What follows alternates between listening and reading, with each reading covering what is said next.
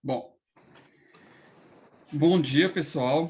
Hoje é a nossa segunda reunião do nosso núcleo. Hoje nós vamos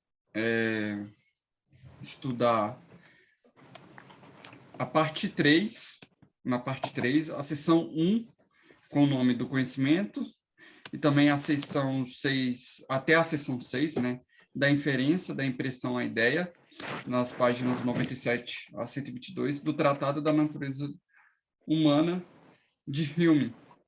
E hoje, quem vai apresentar para a gente, novamente, é o professor Eric Santos, da Universidade Federal de Mato Grosso do Sul. Você quer falar alguma coisa, Pedro? Não, acredito não, professor. Acho que a gente já teve um primeiro contato, né, com o professor, então acredito que estamos um pouco mais habituados. Joia. Então, bom, eu agradeço, Eric, pela participação novamente. E, bom, eu já deixo você com a palavra aí. Você pode começar. Tá ok? Então, bom dia. Estão conseguindo me escutar aí? Tá tranquilo? Sim. Sim. Se houver problema aí, vocês me avisam. Não sei, a minha imagem está com um clarão ali no fundo e não sei se o quanto prejudica isso assim, mas eu vou tentar melhorar um pouco isso. A minha cara nem é importante aparecer, tá tudo bem. Olha só. Então eu agradeço aí o grupo pelo convite novamente, poder participar. É interessante vocês estarem nessas leituras, né, nesse caminho de ler pausadamente aí o Hume de alguma forma, né? Vocês estão seguindo e ainda vão ler o Read, né? Então eu agradeço aí estar participando do grupo numa conversa desse tipo. Na outra ocasião eu fiz a parte introdutória, né, falando um pouco do Hume e menos ainda do Read, mas, enfim, a gente ainda talvez tenha oportunidade para conversar mais, né, se for preciso. Não sei, está parecendo um reflexo também na minha imagem, né? Mas, enfim, nada muito especial aí que... Vocês me dizem, tá? Se querem que eu arrume alguma coisa. Tá Ok? tranquilo, professor. Tá bom? Bom, então, assim, a gente vai fazer o quê, né? Uma conversa mais tranquila no sentido do que o Pedro me pediu, que é para cobrir aquelas páginas, eu tinha até anotado aqui, da 97 a 122 do tratado, né? Dessa edição aqui, que eu acho que é a que vocês estão seguindo, né, da Débora, né, eu acho que sim. Então, realmente ler o Hume pelo tratado é trabalhoso, né? Tem que ter uma certa paciência mesmo. Então, eu vou compartilhar meu slide aqui.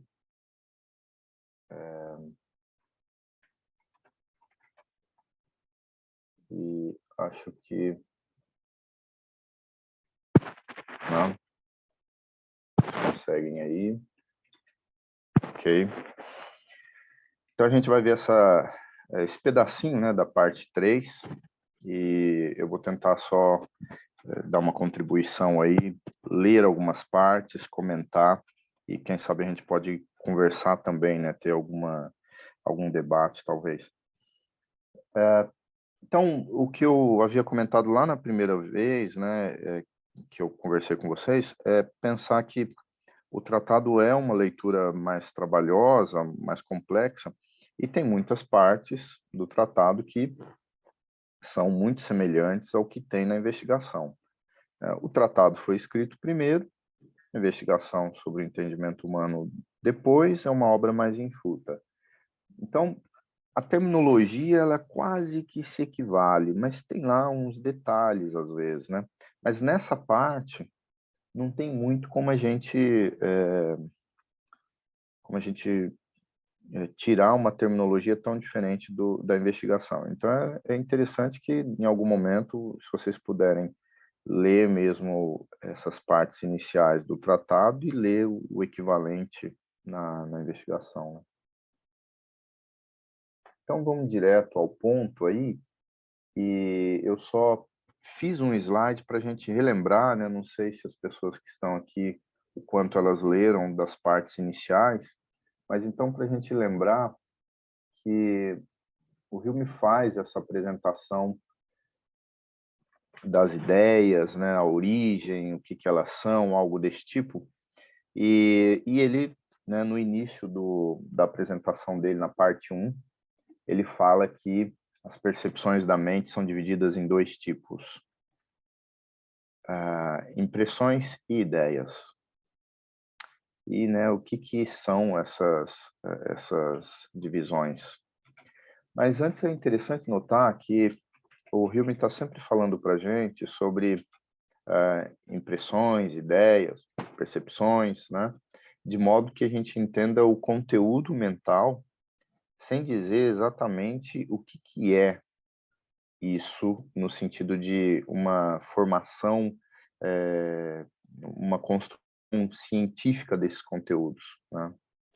É uma nomenclatura, né, que ele usa, uma coisa conceitual. Ele dá nomes, né, a isso, seguindo uma tradição. Então, essa tradição que o Hume segue, né, não foi ele quem inventou mesmo, ele segue uma tradição sobre os conteúdos mentais. E ele sabe que esses conteúdos mentais, né, eles acontecem na mente. Ele, às vezes, chama alma, né? Isso é equivalente para ele. E, de fato, ele não vai dizer muito o que é mente, no sentido que a gente hoje, assim, já século XXI, né, compreende mente, e a gente dá, inclusive, uma espécie de apresentação mais neurocientífica também de mente. Ele não tem nem perto uma apresentação do conceito de mente que seja um conceito de medicina, né? Um conceito científico de medicina, algo assim.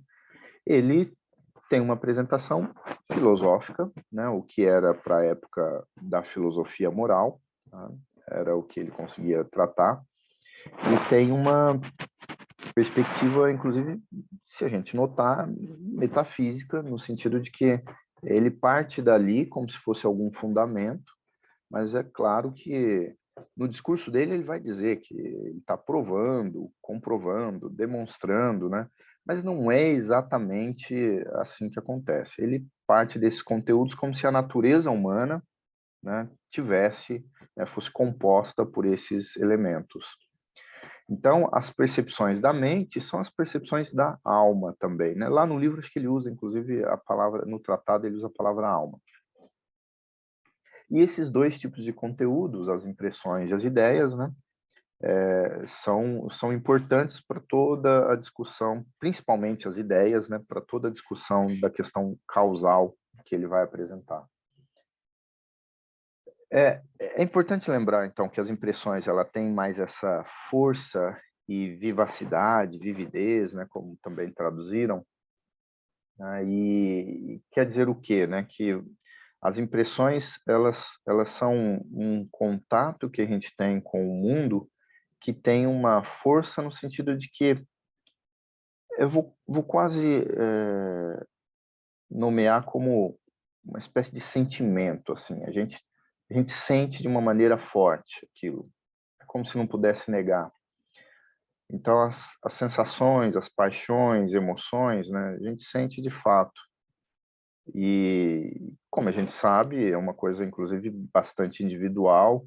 A gente pode nomear, né, quando a gente diz assim, você está sentindo uma dor na escala de 0 a 10, né? E a gente fala, é 7, puxa, então é bastante dor, né? Coisas desse tipo. Mas o fato é que, por ter essa força, ela acontece internamente na gente e tem essa força e vivacidade. As palavras força e vivacidade, O Hume usa, uma maneira bonita até de a gente perceber isso, mas não é muito claro exatamente o que é força, porque, obviamente, ele não está falando no conceito de força como a gente concebe no sentido de força da física, né? Então, ele não deixa tão claro assim. E a vivacidade, né? Precisaria também discutir melhor o que é uma coisa mais vivaz e uma menos vivaz, né? Nesse sentido. Mas, enfim, as impressões, elas são esse contato que a gente tem com os objetos e eles produzem as impressões, né? E aí tem um conteúdo a mais que é criado também, que são as ideias. E as ideias que são bastante importantes, né? Elas são pálidas e elas são pálidas imagens das impressões, né? No pensamento e no raciocínio. Então, para lembrar, acontece dentro do conteúdo mental as percepções, que se dividem em dois tipos, né? Basicamente é isso. Então, só coloquei esse slide para lembrar lá do começo, né? Que certamente vocês já leram, já discutiram, mas era só para recuperar um pouco aí. Porque depois ele vai dizer, né, que há uma divisão que é importante para ele. Isso eu acho que é bem interessante, assim, quando vocês puderem, quem leu, né, ou vai ler ainda, talvez, né, que possa acompanhar essa discussão dele, que ele vem assim, muito que de imediato no capítulo, né, na parte 3, né, que é do conhecimento e da probabilidade, e ele simplesmente começa assim, muito direto, né? Existem 7 tipos de relação filosófica. O ponto é que tem as relações filosóficas e as relações naturais, né? Então, ele vai apresentar isso, mas aqui o que importa são as relações filosóficas. Quando são filosóficas, é importante pensar que significa que a gente traz o conteúdo para um tipo de busca de certeza, mas é uma certeza por abstração e não é uma abstração que a gente tem uma comprovação científica ou algo desse tipo. Que, por sinal, lá para frente ele vai falar do conteúdo como pode ser concebido de maneira trazida pela experiência, né? Então, ele usa uma noção de relação filosófica que é bastante ampla, assim, é uma discussão à parte, inclusive, né? Há artigos sobre isso, mas aqui não interessa muita gente entrar nesses detalhes, mas o que importa aqui é a gente perceber que ele está fazendo essa separação entre essas relações filosóficas, e é bem interessante, na verdade, ele notar, né, que tem semelhança, identidade, relações de tempo e espaço, proporção de quantidade ao número, graus de qualidade, contrariedade e causalidade. E as coisas aqui vão se passar de uma maneira diferente, né, da investigação, porque essa parte, por exemplo, não está na investigação, né? Ele enxugou, deixou mais simples assim para o leitor, né? E lá ele consegue perceber mais qual é o ponto, né, que ele estava atrás mesmo da questão da ideia de conexão necessária. Mas, enfim, aqui ele apresenta isso e de um modo que ele diz, então, essas relações ainda podem ser divididas em duas classes, né? As que dependem completamente das ideias comparadas e as que podem mudar sem a transformação nas ideias. Tem um detalhe que eu chamo a atenção de novo, que é o seguinte: em muitos casos, o Hume, quando ele precisa entrar em alguma discussão que está relacionada com matemática, seja matemática da geometria ou da álgebra, ele não se atreve muito. E mesmo a discussão de espaço e tempo, que deveria ter debate ali mais ao estilo da filosofia natural já da época, ele também não se atreve muito. Então, ele é um sujeito que está querendo fazer filosofia moral, uma discussão bastante pertinente para ele ter um espaço dentro do que seriam os filósofos. Ele não quer ser um filósofo natural, um cientista, ele quer ser um filósofo moral. Ok. Ele tem uma passagem ali, que eu enumerei algumas, né, que eu acho que merece a gente citar, né, que ele diz assim: e como o poder pelo qual um objeto produz outro jamais pode ser descoberto apenas por meio de suas ideias, é evidente que só podemos conhecer as relações de causa e efeito pela experiência, e não por algum raciocínio ou reflexão. Então, a gente está indo aí na passagem que eu estou usando a enumeração do tratado, né? A 1.3.1, parágrafo 1, tá? E uma coisa que tem aqui que a gente precisa olhar é que eu coloquei em vermelho aqui, é a palavra poder, para que a gente perceba esse ponto que o Hume está atrás. Ele quer saber por que as coisas em geral, né? Por que elas têm o poder de criar algo. Isso é uma coisa, um detalhe assim que a gente tem que ficar atento. Por que que existe o poder causal? Por que que existe o poder de colocar o açúcar na boca e aquilo me produzir um estado mental de que eu sinto algo doce? Por que que eu tenho o poder do pão ser nutritivo? Eu já comentei, né, na outra ocasião, que a gente poderia dizer assim, hoje a gente tem uma explicação científica sobre isso, e a gente acha que tudo em termos de átomos e moléculas, né, dá para explicar algo assim. O Hume diria assim, tá, é uma explicação, mas isso não é a explicação definitiva. Então, ele também não consegue explicar de maneira definitiva por que existe esse poder causal. Mas ele vai atrás de dizer assim, mas se nós soubermos como a relação causal acontece, confirmar isso, e o nexo causal, né? Como nós podemos compreender aquilo que faltaria mesmo. Porque causa e efeito eu consigo fazer alguma observação. Mas o nexo causal, aquela liga entre a causa e efeito, a ideia que eu tenho de que alguma coisa está ligado, conectado, essa ideia que é a ideia de conexão necessária, se eu souber isso, eu vou ter um grande avanço. Tá? Bom, então aqui eu só chamei atenção para essa questão do poder, né, o poder causal que ele está atrás. E vocês podem notar no texto, aqui mesmo nesse capítulo tem, mas em outros lugares ele vai falar de poder, de eficácia, né? Ele usa também como sinônimos. Pode ser até força também, né? Às vezes ele vai usar como sinônimo. Então aqui é importante notar assim, que a gente pode conhecer as relações de causa e efeito pela experiência.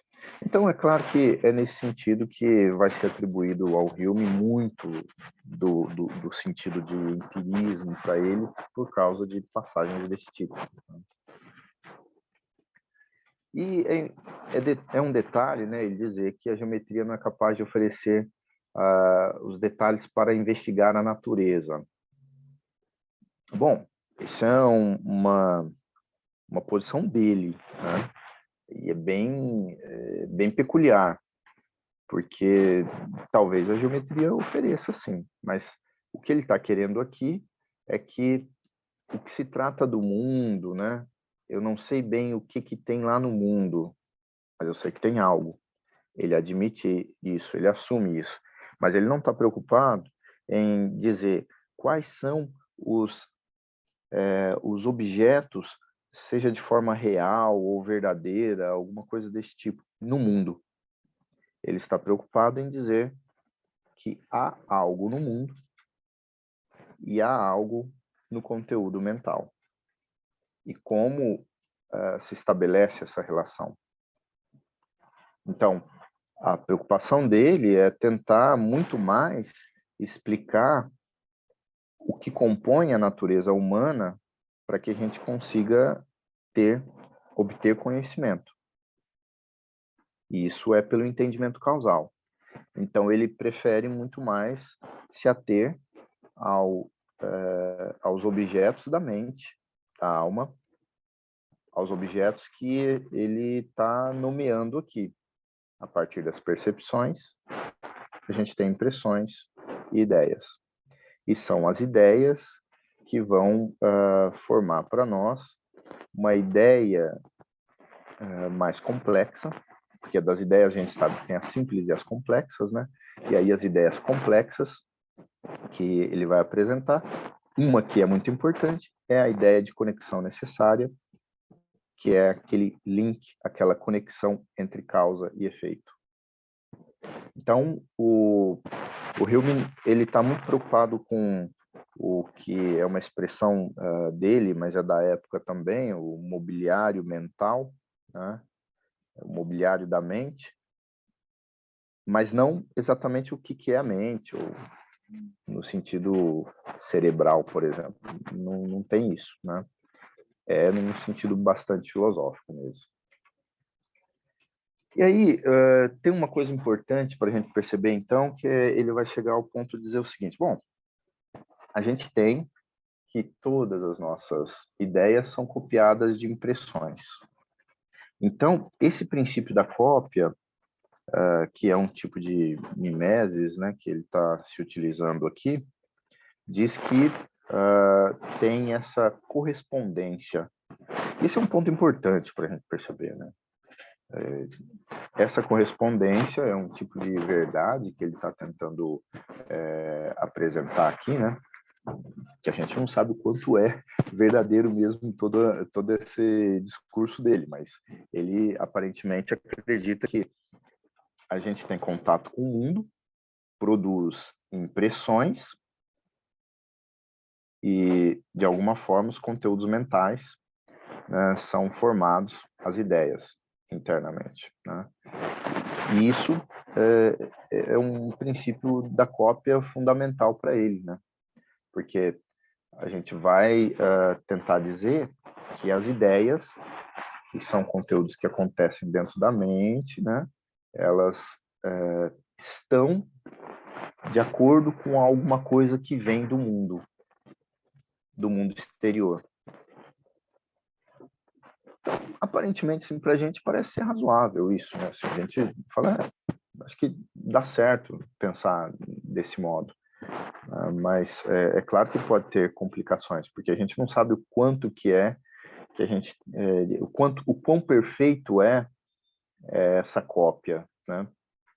Em que situações essas cópias acontecem, mas é o princípio que ele vai usar e vai conseguir tentar alavancar o que ele tem como proposta inicial, né?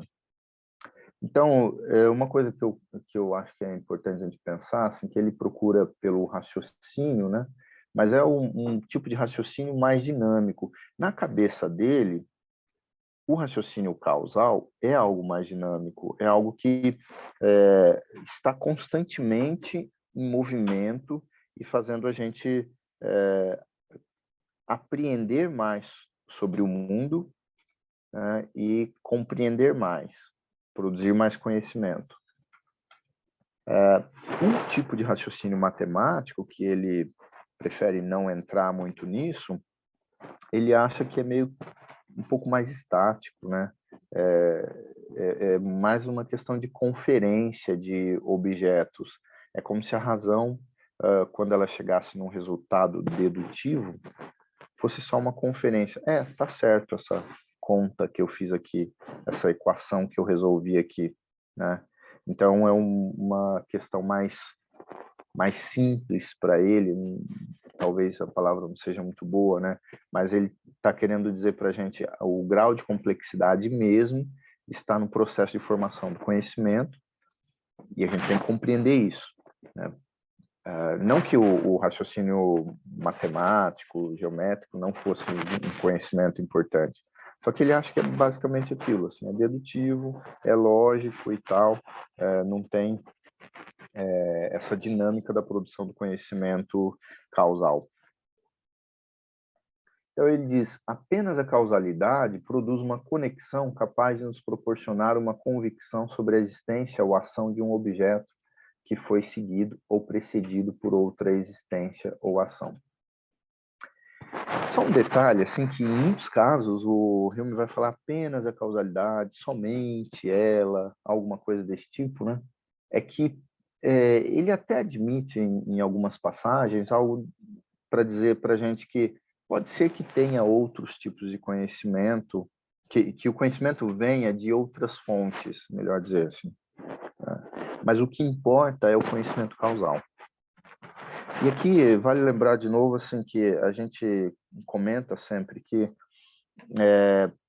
o que ele está querendo fazer é chancelar aquilo que o senso comum faz. Ou seja, legitimar aquilo que a gente faz no cotidiano. No dia a dia a gente diz assim, aconteceu tal coisa por causa, né, de tal outra. Então, ele quer dizer, a maior parte do raciocínio importante que a gente faz sobre formar conhecimento vem do raciocínio causal.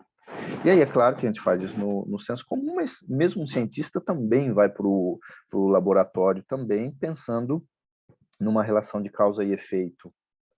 Então, assim, ele acredita que fecharia aquilo que é mais importante.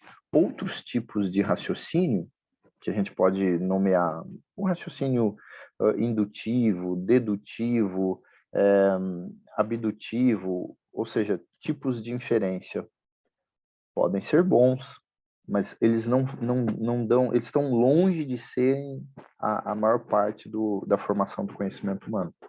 São casos mais específicos, ele vai pensar assim. Tá? Então, o ponto é o raciocínio causal. Eu estou seguindo um pouco aqui, né, só para lembrar de umas passagens, o que eu fiz foi para comentar um pouco, para a gente fazer a leitura exatamente. Então, não há nada em nenhum objeto capaz de nos persuadir de que ele está sempre distante de outro ou que os dois sejam sempre contíguos. Bom, o que ele está querendo dizer, assim, na sequência, né, do que eu disse ali, que eu citei, sobre a importância da causalidade produzir uma conexão, é que ele está querendo dizer, quando a gente pensa numa relação de causa e efeito, então a gente pensa que tem alguma coisa que foi a causa que produziu aquele efeito. Mas ele está atrás, né, de saber como é que a gente tem essa certeza. Parece que a gente faz uma observação da causa e aí prevê o efeito.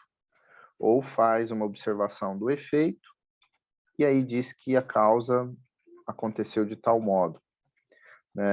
Nem sempre a gente precisa observar causa e efeito, assim, experimentar aquilo, assistir aquilo, vamos usar essa expressão, né? Mas a gente, sabendo da causa, de algum modo liga um efeito que vai surgir. Se a gente tem um efeito, de algum modo a gente sabe que é proveniente de uma certa causa. Então, essa relação de causa e efeito acontece, mas qual é a conexão? Ele fala, bom, não é possível, assim, as coisas têm que ter uma espécie de ligação, né? Elas não podem acontecer de uma maneira aleatória. Então, um exemplo que é bem comentado em livros, às vezes artigos, né? Seria o seguinte caso, né? Se você estiver lá numa estação de trem, e aí o sujeito lá apita e o trem começa a se mover, né?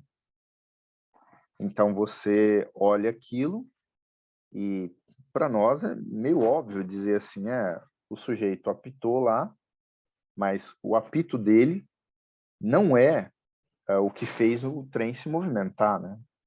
A gente compreende bem isso.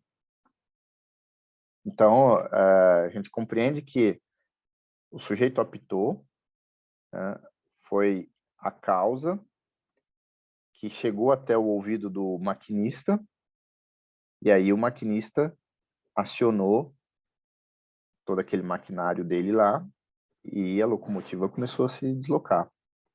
Então, a gente consegue fazer muito rapidamente uma espécie de distribuição, né, da relação de causa e efeito. A gente não cai no engano de dizer que tem uma relação causal, seria uma relação causal falsa, né, do sujeito apitar, né, e o efeito, a locomotiva se deslocar. Então, certamente o Hume percebia que a gente tinha que ter uma relação causal correta, né, entre causa e efeito, para que a gente pudesse, então, tentar descobrir qual é o nexo causal. Então, não há nada em nenhum objeto capaz de nos persuadir de que ele está sempre distante do outro, que os dois estejam sempre contíguos. Aparece aí a palavra contiguidade, que ela é importante para a noção de relação causal, né? E, ao mesmo tempo,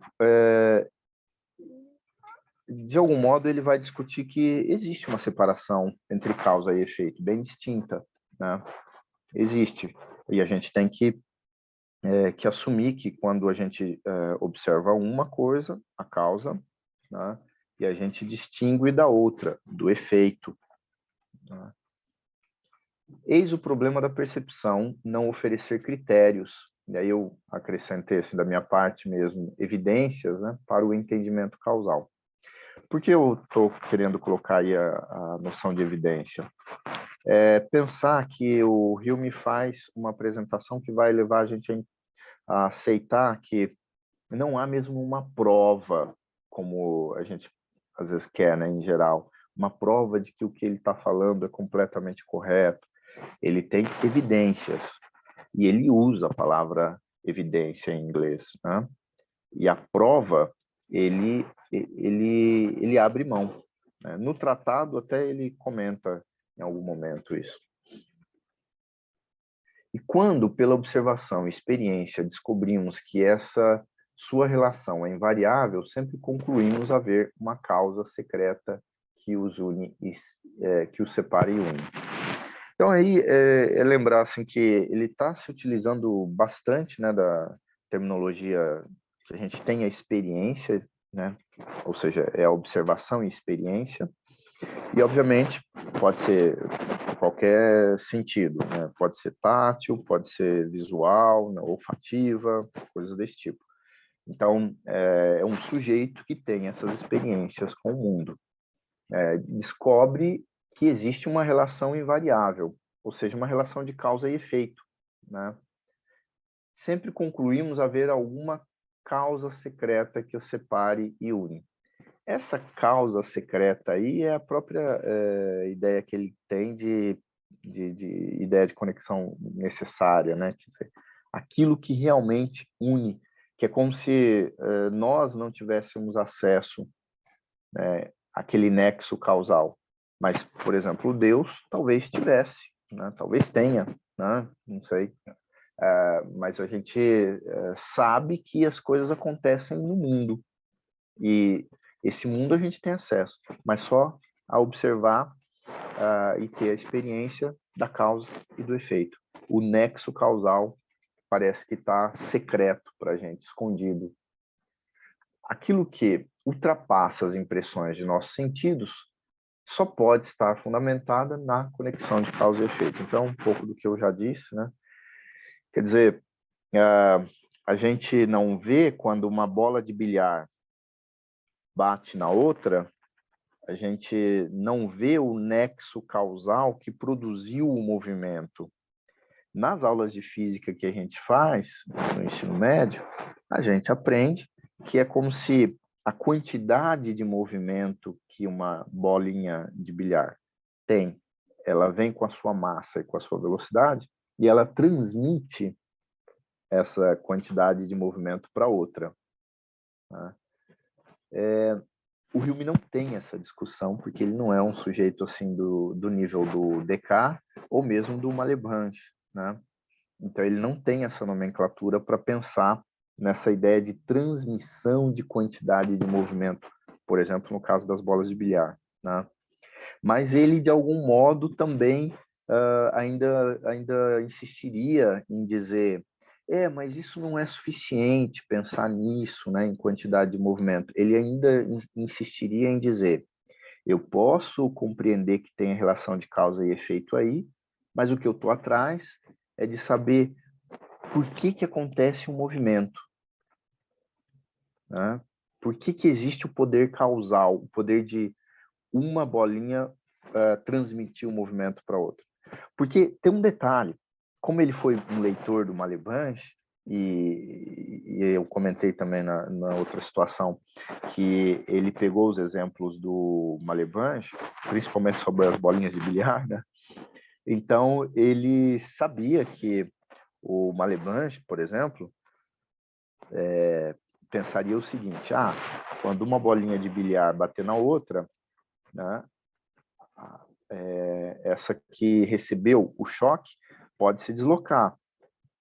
Mas o Malebranche pensaria assim, mas Deus pode fazer com que uma bolinha bata na outra e não haja nenhum movimento, nenhum som emitido, nada. Deus pode fazer isso. Então, o Hume ele conhecia esse debate do Malebranche. E, obviamente, também, né, o Malebranche vindo de todo o aparato técnico que o Descartes desenvolveu, né? Mas o ponto é esse para ele, assim, a questão é que, epistemologicamente, a gente teria que saber qual é o conteúdo que produz, né? Mais adiante vai aparecer a palavra produção. Então, ele ainda estaria numa pergunta sempre que eu quero ter o conteúdo epistemológico em termos de conhecimento, para dizer o que produz, o que é o poder causal. Qual é a evidência mais segura sobre isso? E é claro que, no fim das contas, né, se tratando de filosofia, tem muito mais de metafísica aí que propriamente uma resposta epistemológica completamente segura, né? Porque, como eu comentei com vocês, que se vocês forem ler o Malebranche, o Malebranche acha que ele tem uma resposta que é mais teológica, mas é uma resposta segura sobre como acontece a relação de causa e efeito. Ok, então, continuando, a relação de causa e efeito nos leva para alguma conclusão além dos sentidos, né? Que é a noção de causação. A ideia de causação deve ser derivada de alguma relação entre os objetos. Então, aquilo que eu também já comentei, que a gente faz uma concepção, na apresentação humeana, pelo menos, né? A gente faz uma concepção abstrata da relação de causa e efeito, de algum elemento que não está sendo observado diretamente pelos sentidos, né? E que a gente, então, abstrai. Ou seja, se eu ouço um barulho aqui, né, na minha esquina, e esse barulho é forte, e eu percebo que é de vidro estilhaçado, né, e tem uma buzinada em seguida, falo, aconteceu um acidente de carro ali, né? Então, eu tenho elementos, inclusive, para perceber que são efeitos, né, de uma causa. A causa, uma batida de carros ali, né? Então, é uma relação de causa e efeito que acontece que eu observo a causa e aí eu posso já, de maneira abstrata, perceber qual é o efeito. Ou se eu olho o efeito, eu descubro qual é a causa. Eu não preciso ter ambos ali para perceber que tem uma relação de causa e efeito. E ainda eu tenho essa preocupação de estabelecer qual é o nexo causal, a relação entre os objetos. Bom, os objetos considerados causas ou efeitos, eles são contíguos. É importante essa palavra, né, para aquilo que a gente vai perceber sempre quando, ao longo do texto, né, vocês estão ainda na parte, já estão na parte 3, né, 3, na seção 14, quando chegarem lá, a questão da ideia de conexão necessária, vocês vão perceber que a noção de contiguidade é importante, né? Ajuda a gente a compreender algo, né? Mas ele vai usar a expressão eles estão they are connected, eles estão conjugados, aliás, né? Que vai aparecer mais adiante, mas nunca conectados, né? E esses elementos, quer dizer, os objetos, que ele chama objeto A, objeto B, né? Aliás, é bom lembrar aqui, para esclarecer, a palavra objeto no Hume, ela é meio solta.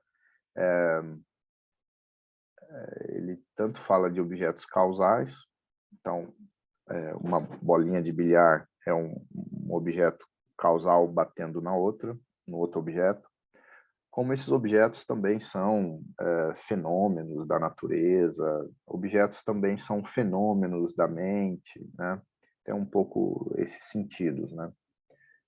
Então, a questão da prioridade temporal da causa em relação ao efeito, é bom a gente pensar que isso meio que se estabelece como um princípio importante, né? A gente sempre pensa que existe uma causa e depois vem o efeito.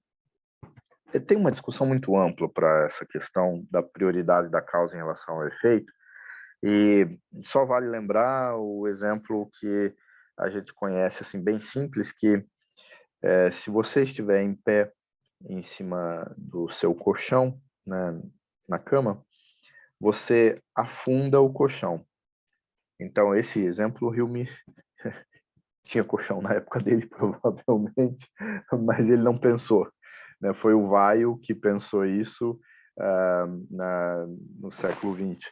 E é uma situação em que a causa, né, que é você, e o efeito, que é o afundamento do colchão, estão ali simultâneos.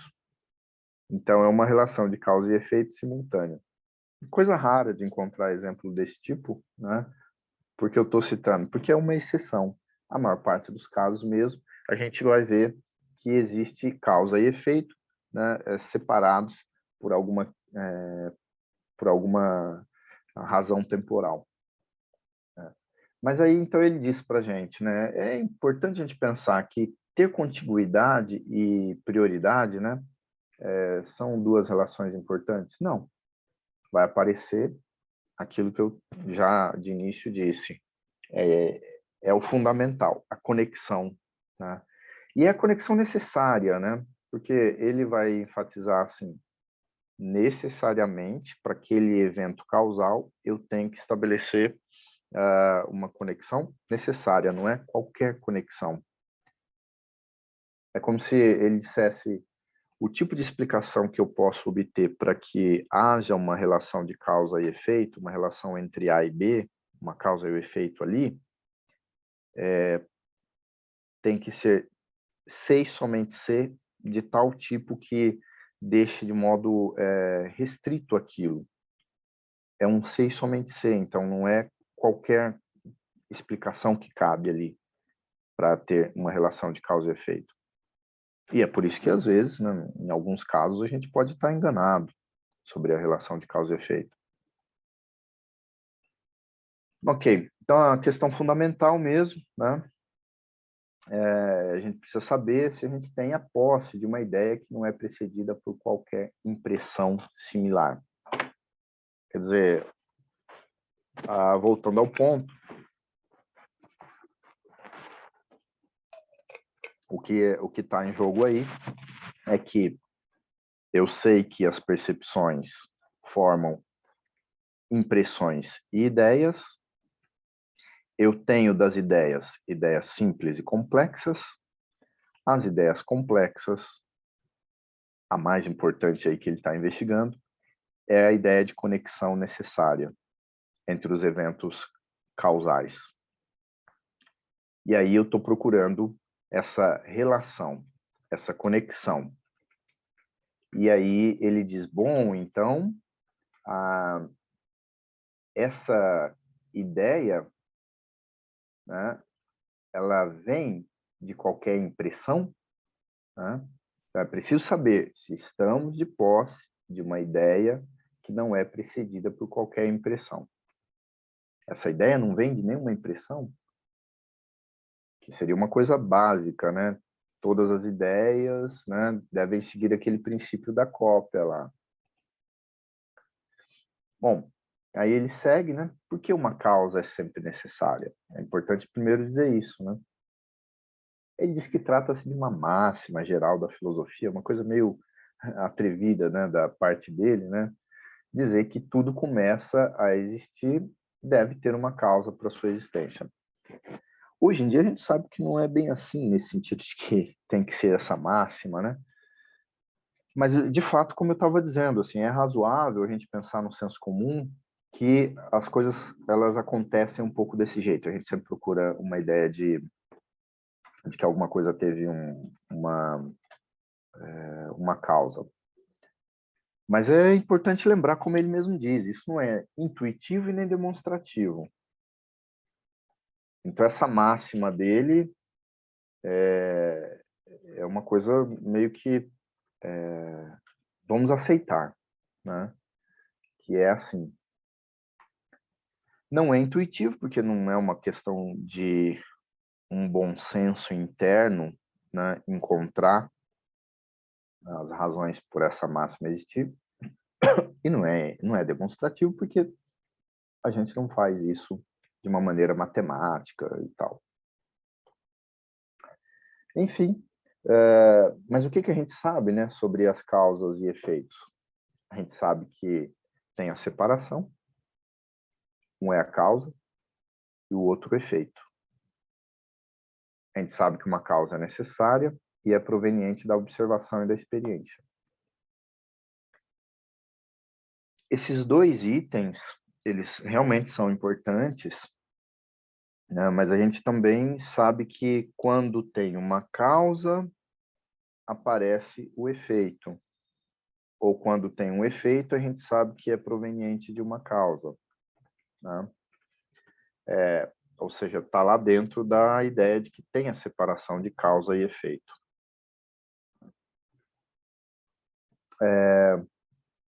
É como por exemplo, olhar situações que a ciência, no século XX, questiona se existe causa e efeito, né? A gente pode perceber que o quadro humeano é porque ele está na leitura da ciência da época dele, né? A gente sabe que essa proposta do tratado era uma proposta de que ele ia trazer, né, o método experimental para o mundo da filosofia moral, a filosofia. E essa proposta dele de trazer essa ciência é, na verdade, trazer algo da metodologia. E, então, a noção que ele certamente conhecia pelas conversas da época era de uma física newtoniana, né, que tinha dado muito certo por causa do tratamento matemático, que na verdade é tratamento geométrico mesmo, que o Newton ofereceu. A teoria do Newton, que era a teoria principal, né, ali dentro, a teoria da gravitação, foi uma coisa assombrosa, de grande novidade, né? Com ela, posteriormente, foi suficiente já para assumir parte do que o Galileu e o Copérnico tinham apresentado a teoria do Newton ajudava a explicar. Então, é um quadro em que o Hume ele conhecia o quadro da ciência. Se ele praticou alguma coisa em termos de ciência, parece que não. Tá? Mas ele percebia que as explicações em termos de causa e efeito, no senso comum, elas acontecem, e num nível que a gente poderia chamar da época filosofia natural, também acontecem. Então, ele diz, bom, isso é suficiente para a gente dizer, se a gente descobrir a relação de causa e efeito, como funciona isso, né, ter todas as evidências de como funciona isso, então tá ok. A gente tem a melhor teoria, né, vamos dizer assim. Mas, enfim, esses dois itens aqui são realmente importantes para a gente perceber que ele está atrás de algo que já é bem claro para ele, o que ele está procurando, né? Aí eu estou chegando já no fim, tá? Das partes componentes dos nossos raciocínios acerca de causa e efeito. Então, ele vai dizer, temos uma percepção imediata de nossa memória ou sentidos. Quando inferimos os defeitos das causas, eu acho que eu coloquei os efeitos, desculpa, os efeitos das causas, assumimos a existência das causas. Olha, perceba o seguinte, eu vou falar de um jeito que é curioso. Por que eu falo sempre que é mais divertido ler a investigação? É porque é muito circular, às vezes, o que o Hume fala, ele vai falando de novo e de novo, de um jeito um pouco diferente, né? O que ele está falando no tratado. E na investigação ele é mais sucinto, né? Ele é mais direto. Mas é aquela questão de que agora ele usa a palavra memória, né? Para tentar dizer que a gente usa a memória para compreender o fenômeno causal. E aí ele faz uma discussão sobre memória que é razoável até para compreender a importância, mas também não é o ponto importante, assim, o ponto que faz a gente acreditar que é a memória que nos traz a confirmação de uma relação causal, né? E é importante a gente lembrar que a gente tem a inferência a partir de outras causas, né? Um pouco adiante, né, ele vai dizer, todo raciocínio acerca de causas e efeitos deriva de alguma impressão. Então, ele já está confirmando que, de fato, o princípio da cópia lá tem que valer. Ou seja, as impressões formam ideias, então todo raciocínio acerca de causas e efeitos também, né, vem de alguma impressão. Ok? E aí, para a gente só pontuar aqui a questão da memória, né? Todos os nossos argumentos concernentes a causas e efeitos consistem tanto em uma impressão da memória ou dos sentidos, como na ideia daquela existência que produz o objeto da impressão, ou que é por ele produzida. Bom, é só para tentar ser mais razoável nessa questão de que ele vai falar da memória, e ali ele discute um pouco, né, sobre a memória, mas vocês vão encontrar o Hume como um sujeito bastante rígido sobre o conceito de memória, porque no fim das contas, memória para ele é algo que o sujeito se lembra completamente. Memória no sentido meio que pálido, assim, eu acho que aconteceu foi tal coisa. Isso não é memória para ele. Então, quando ele usa a memória para falar sobre a relação de causa e efeito,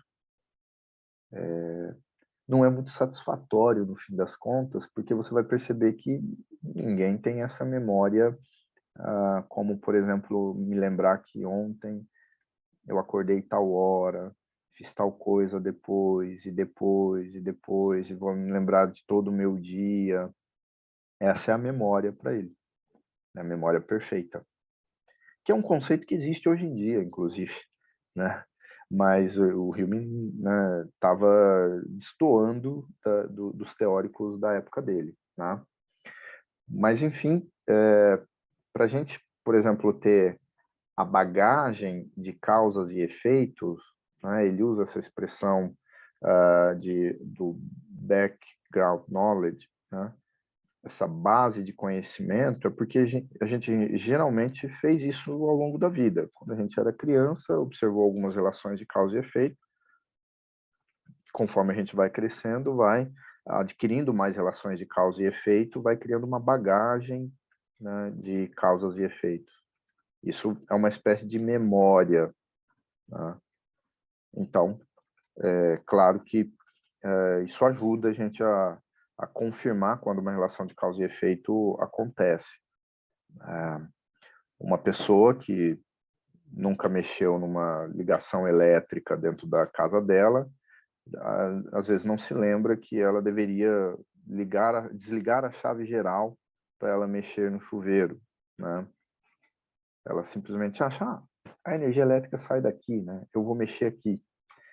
Então, ela não tem essa bagagem causal, né, de desligar a chave geral para ela mexer no chuveiro, né? Então, ela acha que, se eu tomar cuidado de não levar um choquezinho aqui no chuveiro, tá tudo bem, né?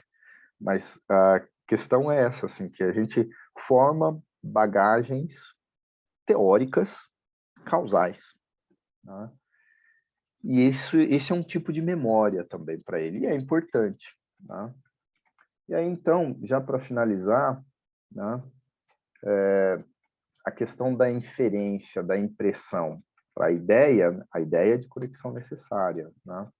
Ele diz, é pela experiência que podemos inferir a existência de um objeto da existência de outro, da conjunção constante observada, né? Eles estão conjugados. Quem conjugado? O objeto A com o objeto B.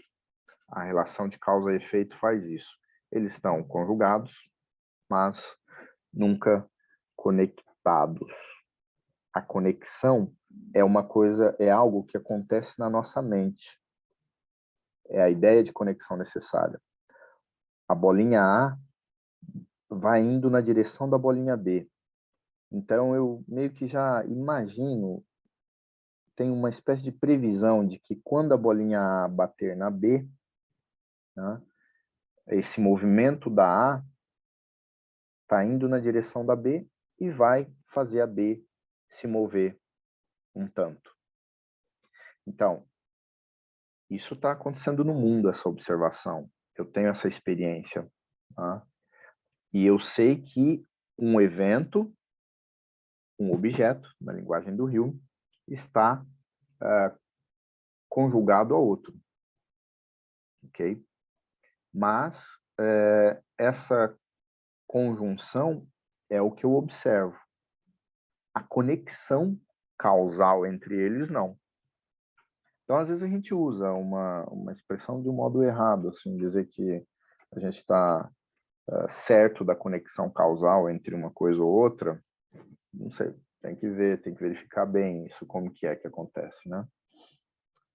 E aí, eu quero ler uma passagem aqui, porque eu acho ela longa, mas interessante, né? Para eu terminar aqui a minha parte. Não há demonstração de que a gente teve a experiência passada, né, que se assemelha àquelas que tivemos as experiências, né? O que o Hume quer dizer, ele está tentando falar assim para a gente, se eu olho as experiências passadas e eu tive aquelas conexões causais que eu observei no passado, então elas devem ser suficientes para eu pensar como elas serão no futuro, como as conexões causais serão no futuro. E aí ele, né, discorre um tanto nisso. De novo, na investigação é mais fácil a gente perceber essa discussão dele, é mais clara, assim, mais sucinta também, mas ele quer dizer que observar o passado não adianta a gente garantir observações para o futuro, né? Então, previsões, né, para o futuro. Observar o passado é uma coisa que não é suficiente, né? E aí a gente vê como que as pessoas leram isso pensando em termos de indução, né? Mas o Hume não estava exatamente dentro do problema da indução ali. Ele só estava querendo dizer, se observarmos o passado, então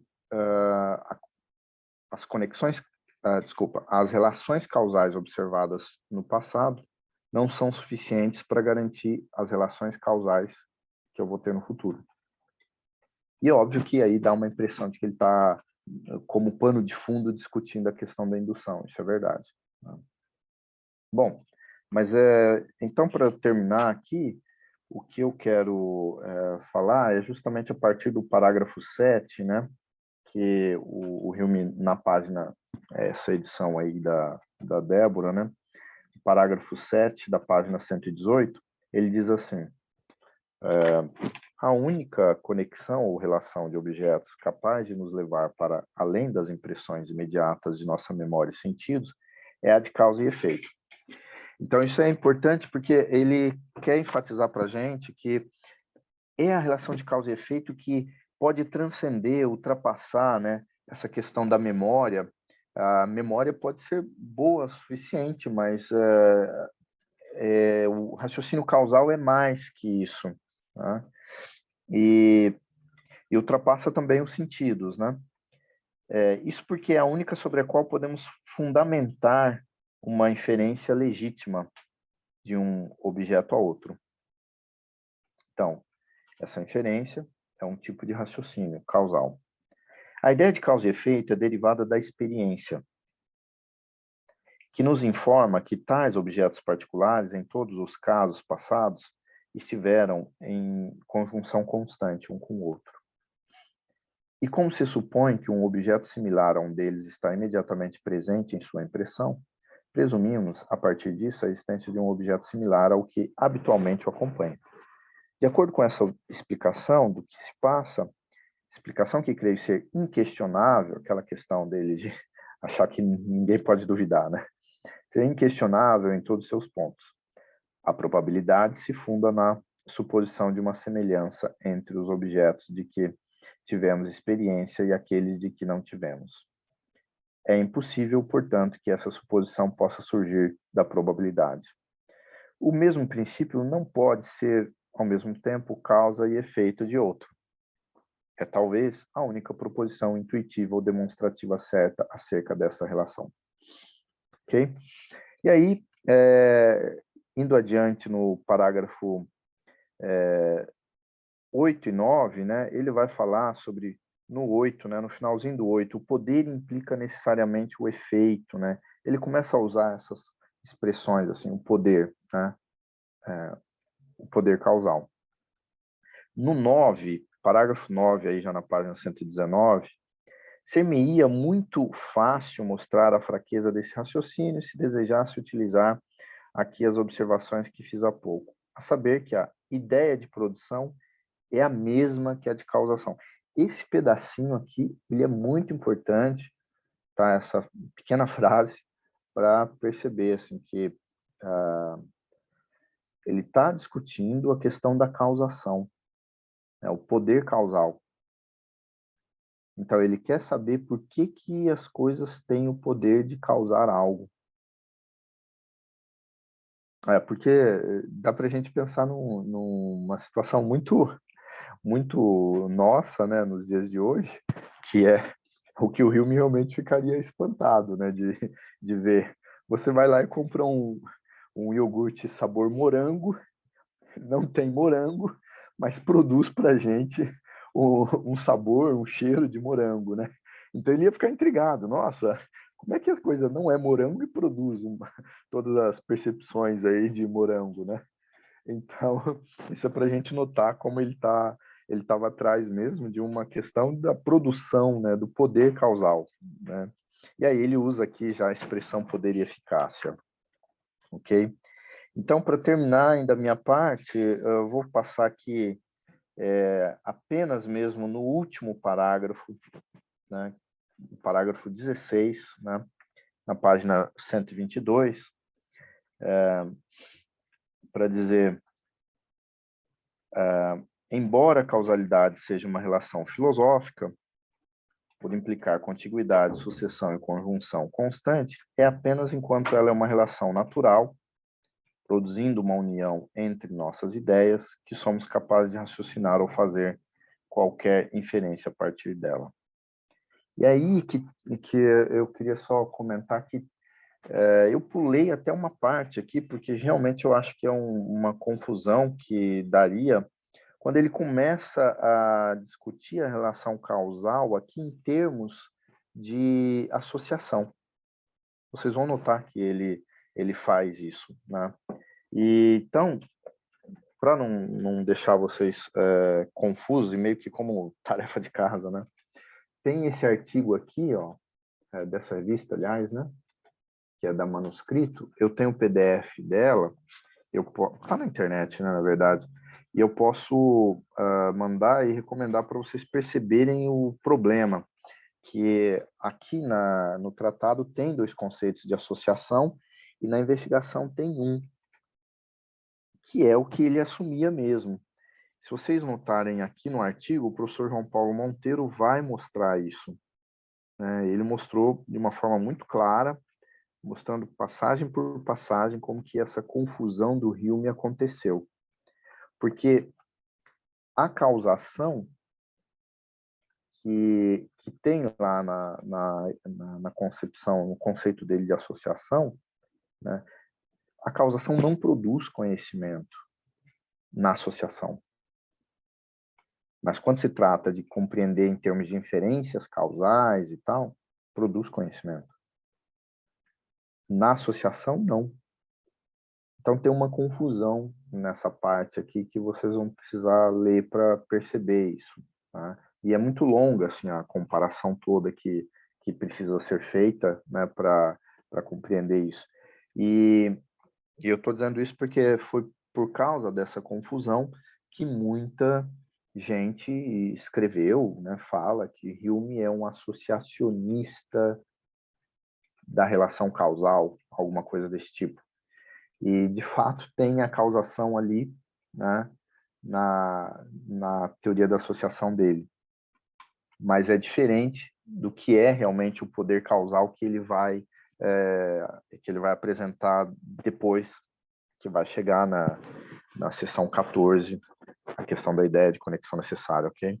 Então, isso é para esclarecer um pouco, e realmente tem que ler o artigo, assim, ver todas essas passagens, não é o caso porque a gente está simplesmente para cobrir aqui essas páginas, ok? Tá, então acho que é um pouco isso. Eu paro por aqui se a gente quiser conversar, tá bom? Fica tranquilo. Obrigado. Opa, pera aí um segundo.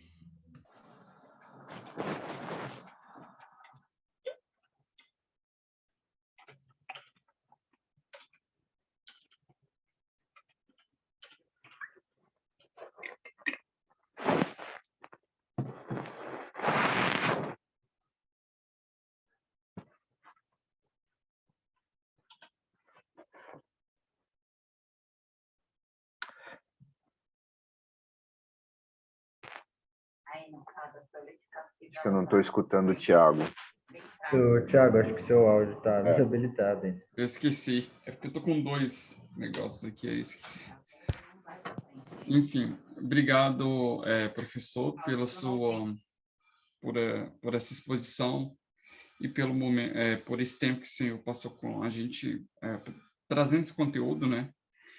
E obrigado que a gente pôde aprender mais uma vez com você. Bom, pessoal, a gente está na parte de comentários e também de dúvidas, etc., perguntas, a parte para nós dialogarmos sobre o tema. Então, fiquem à vontade aí. Aí, quem quiser fazer uma pergunta ou comentar, se apresente também, já que temos gente de vários lugares.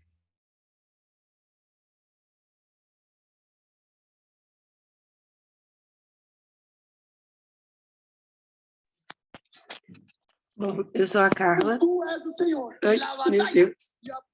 Eu apertei um botão sem querer aqui, desculpa, gente. Eu vou fazer uma pergunta que talvez não seja bem o que vocês estão esperando aí. Eu trabalho na área de administração, então é bem distante para mim todo esse entendimento de filosofia. Eu sou designer, mestra em gestão da economia criativa e doutoranda em administração. E realmente meu negócio é gestão e tudo mais. Uma coisa que eu tenho um pouco de dificuldade, eu já estudei Hume, e para ser bem sincera, eu não entendo, não entendo bem, por isso que eu me propus aqui a vir e estudar um pouco com vocês, pensando, porque a minha maior insegurança era, mas isso tem cosmovisão bíblica? Era uma eu posso acreditar nisso e eu não tinha fundamentos para eu decidir seguir ou não. Então eu acho que a minha primeira pergunta é isso, assim, o que vocês acham do Hume nesse sentido de se ele, se vocês acham que ele demonstra até ele quando ele vira e fala de alma, de mente, isso, eu pelo menos acredito mais nessa visão arminiana de corpo, alma e espírito, se encaixa super bem. Então eu gostaria de ouvir, assim, um pouco mais, da perspectiva da cosmovisão bíblica ou cristã, e também entender, eh, como eu deveria apresentar isso na minha tese. Se eu preciso falar ou se eu basicamente preciso entender como é construído, o que está por trás, mas eu não preciso fazer qualquer menção e tudo mais. Enfim, não sei se é uma pergunta que vocês estavam esperando. Bem difícil a pergunta, hein? Nu. Mas deixa eu entender uma coisa ainda, um ponto sobre a pergunta dela. Assim, sobre a tese dela, como assim que ela precisa apresentar alguma coisa nesse sentido de Hume? Isso. Você está trabalhando com o tema de Hume na sua tese, é isso? Não, a minha pergunta é como isso é útil, que é o que eu disse, a gente cita ou a gente simplesmente precisa entender como funciona, porque é assim que é daí que parte a nossa pesquisa?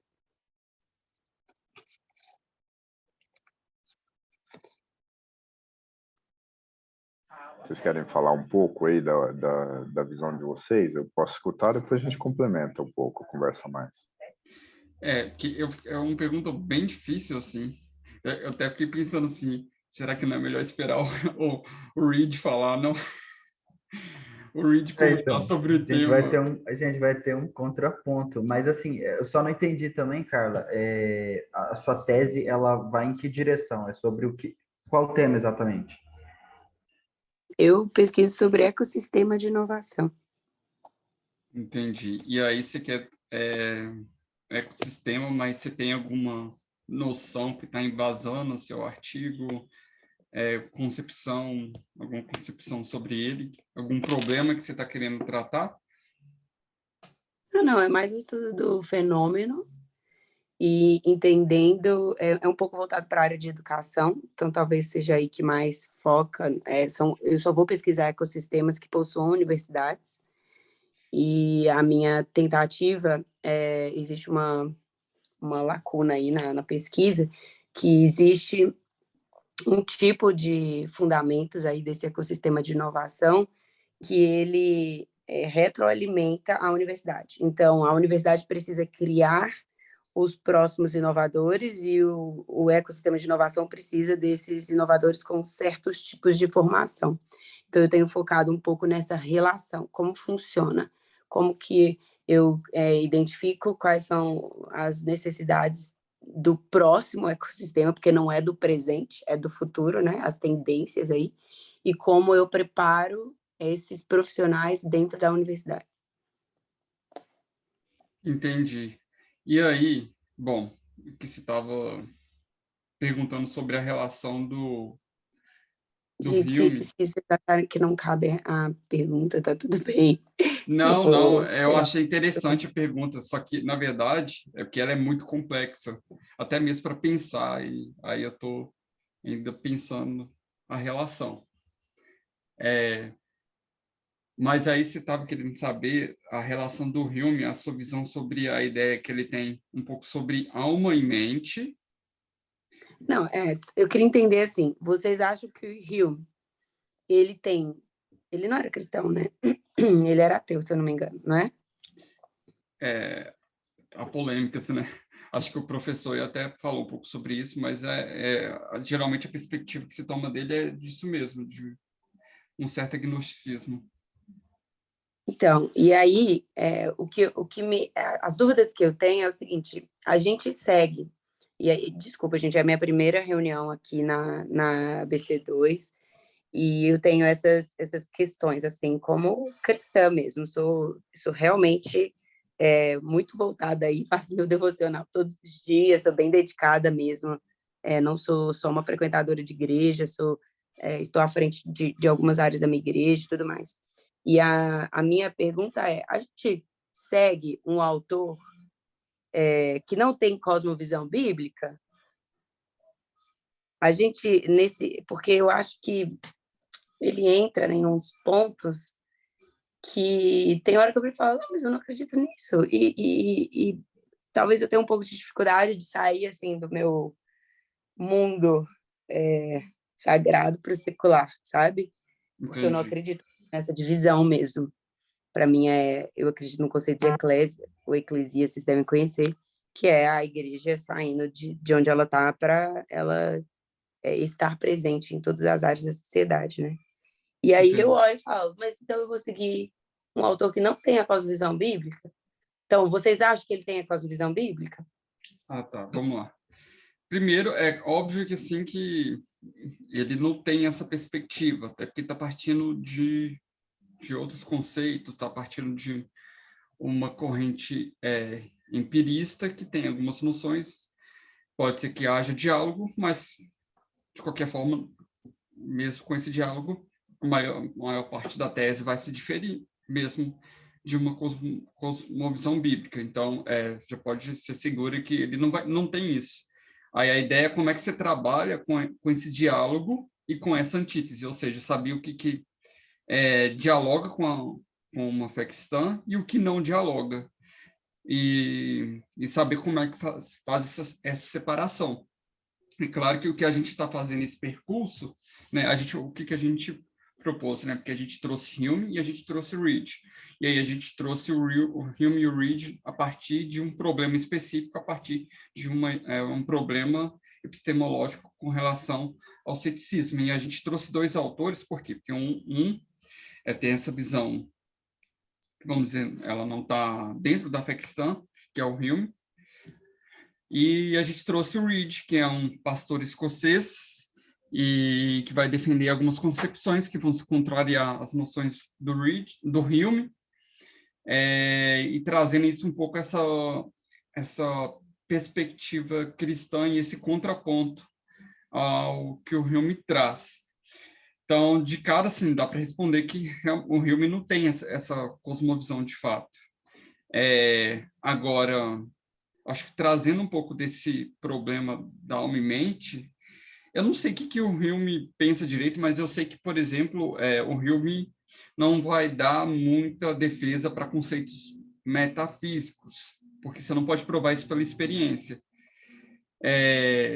O professor pode me corrigir, mas o Hume não tem muito esse intuito de defender conceitos ou de se voltar para problemas metafísicos, porque ele quer estabelecer os limites do conhecimento daquilo que pode ser conhecido. E aquilo que pode ser conhecido é apenas a partir das sensações, que são a única fonte de ideias que nós temos sobre a realidade. Logo, a partir dessa ideia empirista de que o que nós temos só vem das nossas impressões, nossas sensações, logo o que está além disso não pode ser provado. Aí, por isso que deriva daí um certo ceticismo com relação a alguns conceitos metafísicos, como pegar aí, acho que a própria ideia de alma, a ideia de Deus, ideias inatas também, enfim. Essa é a concepção do Hume. E com certeza ela vai divergir, né, da fé cristã, começando daí, porque nem tudo na fé cristã é baseado numa epistemologia que se baseia apenas nas impressões do corpo, as impressões, os sentidos, as sensações, né? O professor, não sei se eu respondi alguma coisa errada quanto ao rim, se você quiser complementar aí. Tá. Não, então, eu entendi a questão dela, ficou mais claro, né? Depois que você conversou também, ela esclareceu um pouco mais. Olha, assim, primeiro lembrar, né, que o Hume era mesmo um sujeito cristão, né, calvinista, e ele teve uma leitura muito constante, né, do calvinismo, e ele mudou um pouco isso, né, depois que ele voltou da universidade, algo assim, lá pelos 17 anos, eu não lembro a data, assim, mais ou menos isso. Mas ele tem uma história engraçada, assim, que é contada por aí, assim, que ele estava uma vez na França e junto com alguns que eram enciclopedistas, né? E um sujeito lá fala assim, então estamos aqui nós, eu acho que eram 14, né, pessoas, assim, uma coisa desse tipo, e fala assim, estamos aqui nós 14 ateus, né? E aí o Hume simplesmente diz assim, creio que são 13, né? E se excluindo dessa questão de que ele era um ateu, né? Ou seja, ele era um cristão, né? No modo inglês de ser, né? Havia um tipo de catolicismo lá, ele realmente não, apesar de ser um escocês, ele não partilhou disso, né? Só um momento.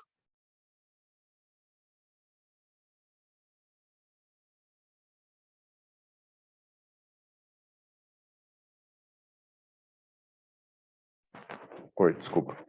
Então, e aí ele tinha uma visão mesmo de cristianismo distinta. Eu sempre digo também que, em relação a esses filósofos que são clássicos da filosofia, a visão deles sobre religião, igreja, Deus, fé, milagres, né, sempre muito sutil. Cada um deles tinha um pouco o modo de explicar, né? É fato que se pega o Thomas Reid, né, a gente vai ver muito mais a presença cristã dentro da obra dele, uma Malebranche, alguma coisa assim. E mesmo no Kant a gente vê também, né? Mas no caso do Hume, curiosamente, o tratado mesmo, né, quando saiu o primeiro e o segundo livro, foi suficiente para as pessoas acharem que ele era ateu. E, e não é, né? Não é o caso, ele não foi. E você lê o tratado hoje em dia, você não pensa que tem ali uma tese de ateísmo, alguma coisa desse tipo, né? Então, é um tipo de cristianismo diferente que ele apresentou, que teóricos pensam em distinguir, né, se é algum tipo de agnosticismo, se é algum tipo de ceticismo, né? Há uma expressão que foi cunhada pelo Gaskin, que escreveu um livro sobre filosofia da religião em Hume, que diz mais que ele é um deísta cético. Tá? Enfim, ele não era um praticante do cristianismo, alguma coisa desse tipo, né? Principalmente depois dessa situação, quando ele voltou da universidade, ele tinha deixado de ler todo dia as obras do Calvino, né? Então, a visão dele de mundo estava com um pé na fé cristã, no sentido de que é uma fé pessoal, assim, como eu acho que vale a pena vocês consultarem os diálogos sobre a religião natural, ele vai mostrar claramente que não dá para a gente conceber que Deus existe ou algo desse tipo nos parâmetros que a gente usa em geral para comparar com aquelas proposições que a gente conhece do dia a dia, assim, olha o mundo perfeito, coisas desse tipo, né? Ele vai dizer, o mundo não é perfeito. Olha o ser humano perfeito, né? Ele vai dizer, o ser humano não é perfeito. Então, ele vai tentar desconstruir tudo isso, o que dá uma impressão, você lendo ali, que ele está meio que negando algo desse tipo, mas não é, né? Ele simplesmente está usando o recurso do conhecimento causal para dizer que não dá para a gente dizer que existe uma criação divina aqui, o ser humano, o planeta, que é o efeito, e a causa é Deus. Né? Ele diz que isso não dá para a gente fazer, mas ele não está com isso querendo dizer que ele seja um ateu, que não seja possível acreditar na existência de Deus, algo desse tipo. Então é importante pensar na leitura da filosofia como boas suposições para a gente refletir se algo que a gente concebe como correto, né, verdadeiro, algo desse tipo, né, se é algo que a gente concebe é de fato pertinente, né, em termos de raciocínio. Então aí é uma questão um pouco pessoal, né, da escolha das pessoas em lerem autores que podem questionar alguma coisa ou não. Só para complementar uma coisa, né, que o Tiago falou, assim, dentro dessa proposta do empirismo do Hume, tem uma coisa que é importante perceber. A, a base dele, né, ou seja, essa coisa de que tem as percepções, impressões, ideias, então a base é empírica, mas o próprio raciocínio causal é uma coisa que se trata do mundo das ideias, ou seja, no mundo da abstração. Então, há muito conteúdo que é efetivamente racional e que não está mais na dependência do mundo experimental, né, do mundo das experiências. Então, é importante perceber isso, que a teoria do Hume, e de fato, assim, no tratado fica muito uma sensação de que ele está querendo ser empírico, né, alguma coisa desse tipo. E não é assim, porque ele vai deixar isso um tanto de lado, esse empirismo, e vai adiante para dizer que é possível raciocinar e ter certeza desse raciocínio causal, né, e ele vai fazer aplicações disso na questão moral, na questão das paixões, na questão sobre Deus, algo desse tipo. Né? Então, o mundo humeano é muito mais do que empírico. Ele tem uma construção racional, abstrata, muito forte. É importante a gente pensar nisso. E a própria ideia de metafísica, alguns conteúdos metafísicos, eu comentei na outra situação, ele assume a própria ideia de uniformidade do mundo. A gente não sabe se existe ou não, a gente supõe. Constância, uniformidade, regularidade, como ele usa a palavra regularidade. A questão da natureza humana, ele usa. É metafísico isso, né? Não tem uma comprovação, vamos dizer, né? Seja da filosofia natural da época dele ou mesmo no vocabulário atual, ok? Então, acho que ler o Hume num viés epistemológico também não dá para a gente cobrar muito num sentido mais amplo, ou seja, como a expressão que ela usou de cosmovisão, né? Porque, de fato, ele vai apresentar até um pouco, eu acho que, da cosmovisão dele, diria assim, mas nos diálogos, né? A questão epistemológica, moral, como estão no tratado e nas investigações, elas não oferecem mesmo uma visão dele de mundo, nem cosmológica, nem que tipo de cosmogonia ele acreditava, algo assim, e não dá para a gente dizer que ele conhecesse tanto, inclusive, né? Tem esse detalhe. Mas, enfim, dá para procurar alguns itens assim que estão nas obras dele. Tem que olhar como um todo. Né? Um pouco isso, eu acho. Não sei se vocês querem falar mais. Se quiserem concluir também, tudo bem para mim. Bom, eu acho que já me traz um pouco mais de certezas aí, que eram algumas dúvidas que eu tinha, na verdade. E se ele é cristão ou não, acho que isso a gente vai descobrir quando a gente chegar no céu. mas o fato dele ter cosmovisão bíblica, que eu acho que era mais relevante, né, e que deveria ser evidente, inclusive.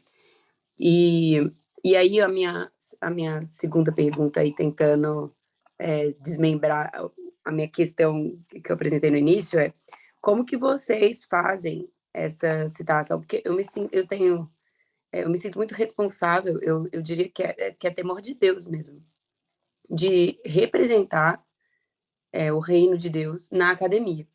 E eu muitas vezes eu viro e falo, Deus, mas esses autores, eles parecem que não colaboram para o que eu penso.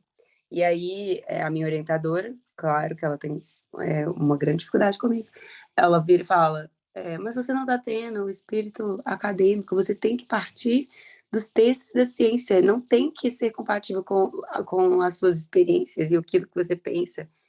Só que é um conflito, né? Porque eu até falo, é como se a gente tem uma revelação de Deus, né? Do entendimento, de doutrina e tudo mais.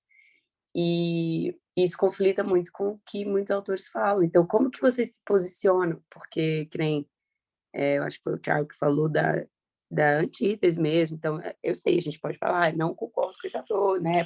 Não é assim, não é por esse lado. Mas tem que ter alguém que nos apoie, né? E aí, como vocês fazem? Assim, é uma pergunta mesmo, como que, ou vocês simplesmente tentam ir por questões que é, que não entram num conflito com a fé, e vocês evitam, de certa forma, as questões que conflitariam com a fé? Acho que é uma pergunta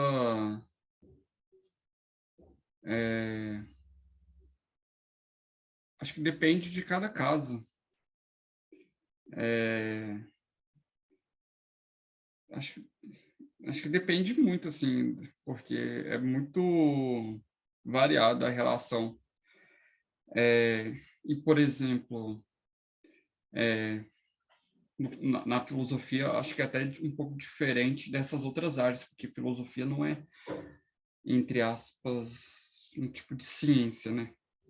Não é uma ciência como umas ciências humanas, uma história, ciências sociais, ou uma ciência da natureza, porque essas ciências são particulares e eu acho que tudo isso depende, tem muitas questões, porque essa relação vai depender do tipo de objeto que você está trabalhando, do objeto de estudo, do seu problema, e vai depender da sua disponibilidade e do modo como você se relaciona na universidade. Mas acho que a gente poderia responder essa pergunta no final, só para a gente voltar um pouco para o tema do Hume, e aí eu te volto esse tema no final da apresentação. Pode ser, Carla? Pode ser sim. Obrigada. Até porque é um tema muito complexo. Também. Bom, alguém tem mais alguma dúvida sobre a questão do Hume? Eu estava pensando sobre um pouco essa ideia do associacionismo, acho que é isso. Ô, Tiago, posso perguntar uma coisa rapidinho? Pode. É porque talvez o professor já tenha até respondido, mas como às vezes acaba com que meu vizinho só gosta de fazer barulho enquanto da aula, aí eu posso ter despercebido algumas coisas. Então, professor, acho que você pode ter respondido e eu não prestei atenção, né? Também tem isso. Mas a minha culpa do que querer culpar os outros. Mas o Hume, ele, quando vai falar sobre as suas impressões, quando fala as impressões, no caso, como ele concebe as impressões, ele entende que as suas impressões são perfeitas da forma como ele recebe, ou existe graus? E, claro, isso, obviamente, vai depender se, por exemplo, o indivíduo que tem olfato, tem uma visão deturpada, obviamente, não vai ter 100%. Mas ele consegue, mesmo se a pessoa for com suas sensações perfeitas, né, os seus sentidos perfeitos, existem alguns entraves para ter essa melhor percepção, a percepção acurada, esses graus, ou se ele entende que se é um objeto lá fora que não consegue ser capaz, ou se é o próprio indivíduo que não consegue se abster completamente de forma perfeita nas suas repreensões. Ou se para ele essa discussão não importa também, entendeu? Ele não pressupõe esse tipo de discussão. E, não sei se você já respondeu já, ou se não respondeu, aí eu posso ter não prestado atenção, mas obrigado aí. Não, tranquilo, acho que a gente não falou exatamente nesse ponto, né? Bom, é assim, é uma coisa que a gente tem que perceber, esses modernos, autores modernos em geral, eles estão concebendo um tipo de observador universal, né? Um sujeito absoluto, assim, um sujeito capaz de exercer as capacidades, né, na sua perfeição, né? Aquele sujeito que a gente diz que ele tem toda a capacidade, né, de realizar aquilo. Então, de modo geral, é um pouco assim que ele está imaginando que as pessoas vão acompanhar os raciocínios dele ali. Mas, na verdade, tem também uma gradação, né, disso tudo. Tanto que, como eu usei no primeiro slide, no segundo eu acho que era já, né? E era sobre a questão das impressões ter força e vivacidade, né? Então, essa força tem uma gradação, a vivacidade tem uma gradação. Então, de fato, dependeria dos sujeitos, né? Cada um ao seu modo, tendo uma certa força e vivacidade em contato com o mundo. E, de fato, ele compreendia isso também, né? Isso certamente vai produzir ideias distintas, né, entre as pessoas, entre os observadores, e que vai produzir, então, raciocínios causais também, né? Mas só para você lembrar de conferir lá no tratado mesmo, porque também tem na investigação, ele vai falar da razão dos animais, né? E por que ele fala da razão dos animais? Porque o tipo de razão que ele está discutindo é uma razão causal que tem nos seres humanos, tem nos animais também, em grau distinto, em grau diferente. Então, essa gradação existe, mas no fim das contas, né, a discussão toda dele seria para supor que existe esse sujeito universal capaz de atuar né, na sua maior capacidade, né, de raciocinar causalmente, como ele está pressupondo em todo esse itinerário intelectual aí que ele apresenta para a gente. A noção cognitiva dele, então, tem essa gradação, como você estava tentando enfatizar aí na pergunta, tá? E tem porque ele sabe da distinção entre as pessoas, né? Da própria sensibilidade, usando essa expressão que não é muito dele, né? Mas a sensibilidade que cada um tem em relação ao contato com o mundo, né? Uns sentem mais calor, outros sentem mais frio, uns sentem um cheiro melhor, outros menos, então ele sabia disso. Mas, de modo geral, a ideia ainda atende à nomenclatura dele, né? O discurso dele, né, vai atender à nomenclatura, mesmo que tenha graus diferentes, né? Acho que é um pouco isso. Só para complementar, sim, isso ajudou bastante. Até porque faz sentido, já que essas pretensões de encontrar os limites seriam muito mais em Kant, né, posteriormente. Então acho que realmente faz muito mais sentido pensar dessa forma. Tem outra pergunta também que eu acabei esquecendo aqui, que eu ia falar antes de começar a falar, que eu esqueci. O empirismo, ele não necessariamente é algo que vai ter muitos conflitos. Ou, quer dizer, geralmente quando percebo em alguns debates, parece que o empirismo é um tipo de perspectiva muito contrária ao cristianismo. Mas não é que não tenha, obviamente, discordâncias, né?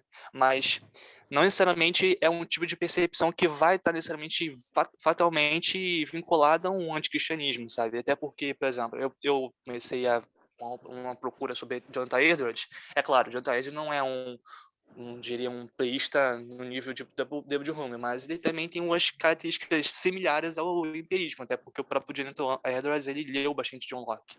Então, não necessariamente o empirismo vai estar ao lado contra o cristianismo, né? e geralmente a gente olha para o racionalismo como uma tentativa mais conciliadora com o cristianismo, mas pode-se encontrar características interessantes do empirismo para poder encontrar semelhanças, ou melhor, não conflitos entre o cristianismo e o empirismo, né? Ou estou errado, sabe dizer? Porque, como eu falei, eu não li ainda Hume de forma aprofundada, até porque o livro do Hume, do tratado, é meio carinho, então eu tive dificuldade de conseguir comprar. Inclusive, comprei até o Thomas Rage, porque estava na promoção, né? Na Amazon, estava 29, né? Pô, Thomas Rage 29 eu tinha que comprar, não podia recusar. Aí eu não tenho essa leitura aprofundada do David Hume. Aí meu primeiro contato de forma aprofundada nas obras do Hume. Bom, assim, então uma resposta rápida para isso, simples até, depende de cada autor, né? Você vai encontrar empiristas que são cristãos e empiristas que não são, né? Por exemplo, o Bertrand Russell, no fim das contas, ele estava muito mais assumindo sempre o ateísmo, teve uma educação cristã muito fechada, dogmática e tal, mas ele abandonou o cristianismo. Mas você vai ter um sujeito como Berkeley, como Locke, como Hume, como Reid, né, tidos como empiristas. E os racionalistas também, a mesma coisa. Você vai encontrar alguns que são cristãos, outros não. Eu acho que a questão de uma... A expressão que eu acho que eu posso usar é essa, de uma opção religiosa, depende muito mais de outros fatores que estão além da posição filosófica do sujeito, né? Eu, por exemplo, acho que o Pedro mesmo já falou, e eu acho que eu comentei isso na outra vez, né? Na outra situação. Eu não sou cristão, não, não sou cristão, mas eu conheço um pouco o quadro do cristianismo, porque já pratiquei e conheço como que é um pouco do que a gente tem dentro do ambiente da sociedade brasileira, né? É um pouco assim, quer dizer, sim, em algum momento a pessoa optar por ser cristão ou não, não sei se é a filosofia que ajuda ela a chegar nesse ponto, né? Eu sinceramente não acredito muito nisso, que a filosofia vai ajudar o sujeito a ele se tornar um cristão, né? Ele vai se convencer, vamos usar essa expressão assim, né? Ele vai se convencer de que ele precisa ser um cristão, algo desse tipo.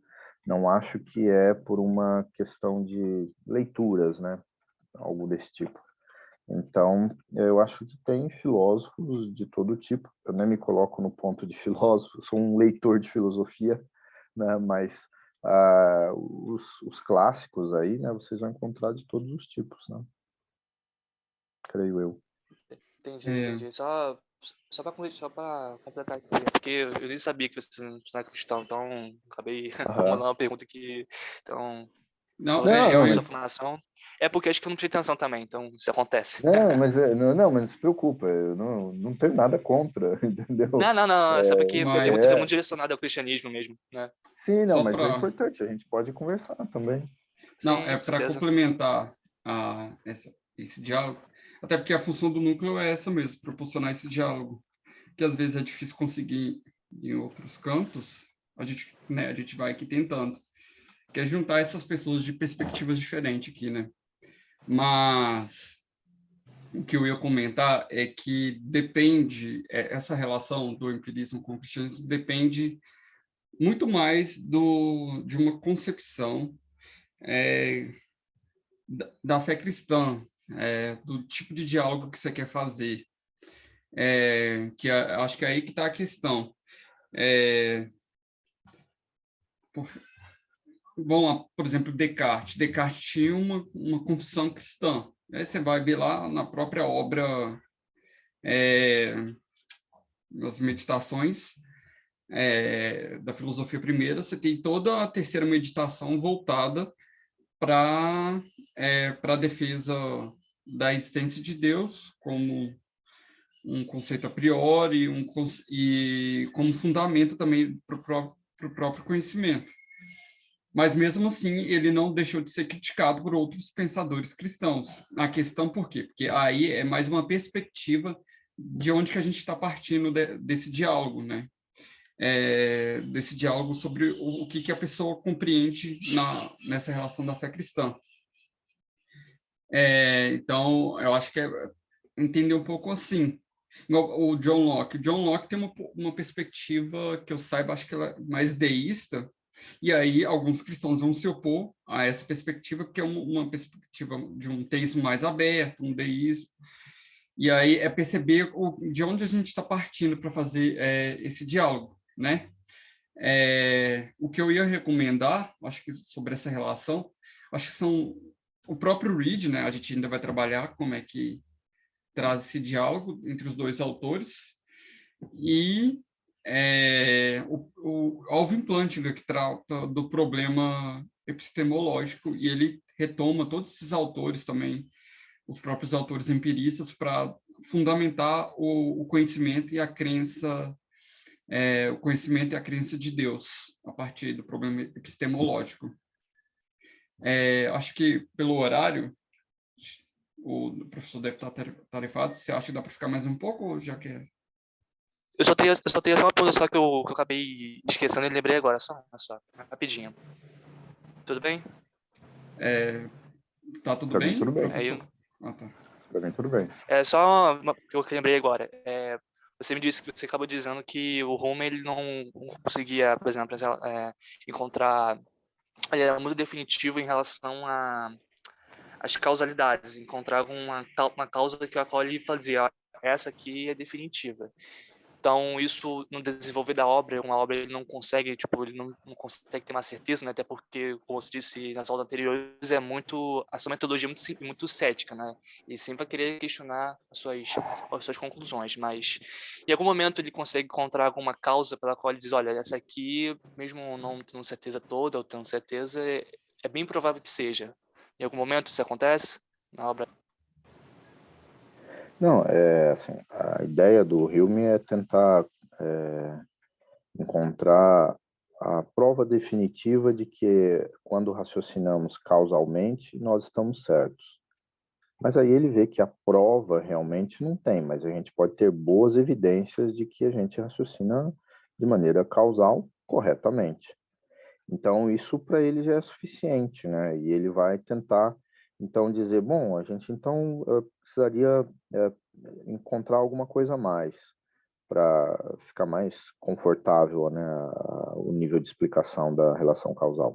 Aí ele vai atrás desse nexo causal. A ideia de conexão necessária é esse nexo, essa ligação que a gente não vê, não tem acesso pelos sentidos, entre o fenômeno A e o fenômeno B que aconteceram causalmente.